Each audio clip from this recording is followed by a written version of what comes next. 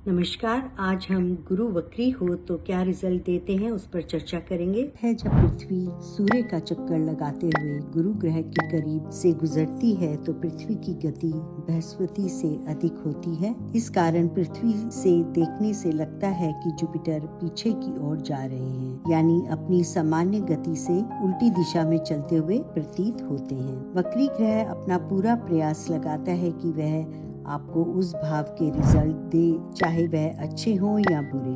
आपको देखना होगा कि ग्रह एफ्लिक्टेड है या नहीं, यानी वह मित्र राशि में नहीं है, अशुभ ग्रहों से दृष्ट है और अशुभ योग बना रहा है, तो उसी प्रकार आपके रिजल्ट्स होंगे। गुरु कारक है हमारी growth, knowledge, wisdom, blessings, child birth, जशन, लिवर, ऑक्सीजन, डायबिटीज, साइनस और रिलीजन का कारक है। वक्री ग्रह हमारे पिछले जन्मों के अधूरे कर्मों को पूरा नहीं कर पाए और पास्ट लाइफ में अपने गुरु या गुरु तुल्य लोगों से आपका मतभेद था।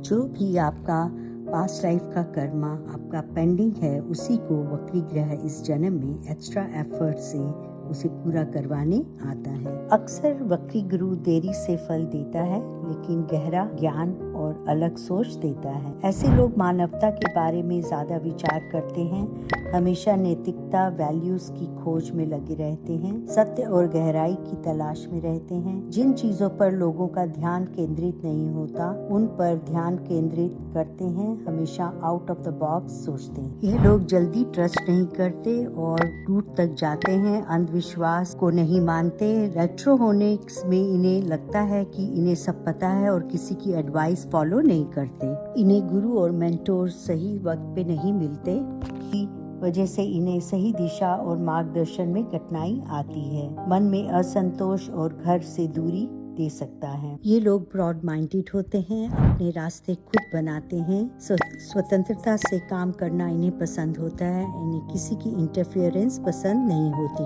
कई बार ये लोग खुद ही बहुत कंफ्यूज और ड्युअलिटी में रहते हैं, जिससे अपने आप को दिशाहीन महसूस करते हैं, सही निर्णय नहीं ले पाते, चीज़ों को टालते हैं और योजनाएं बहुत बनाते हैं पर अंजाम नहीं दे पाते।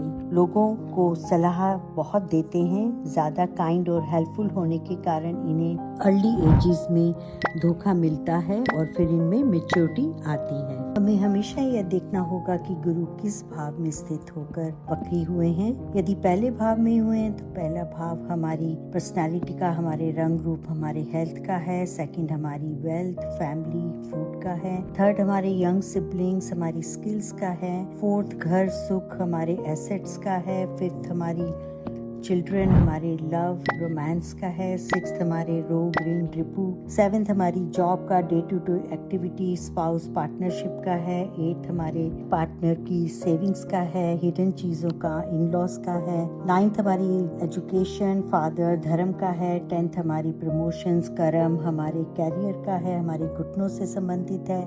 11th हमारा गेन, सोशल सर्कल।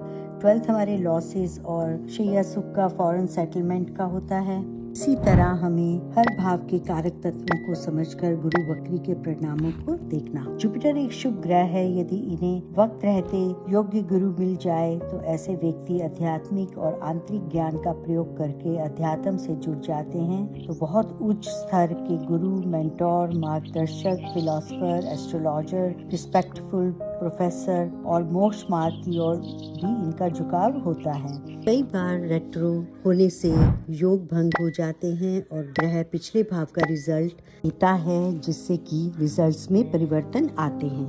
एक बेसिक नॉलेज है, दृष्टियों और योगों की चर्चा नहीं की गई है। हमें हमेशा परिणाम के लिए नक्षत्रों को भी देखना होगा और दृष्टियों और योगों को भी देखना अनिवार्य। आज इतना ही। Thank you. नमस्कार।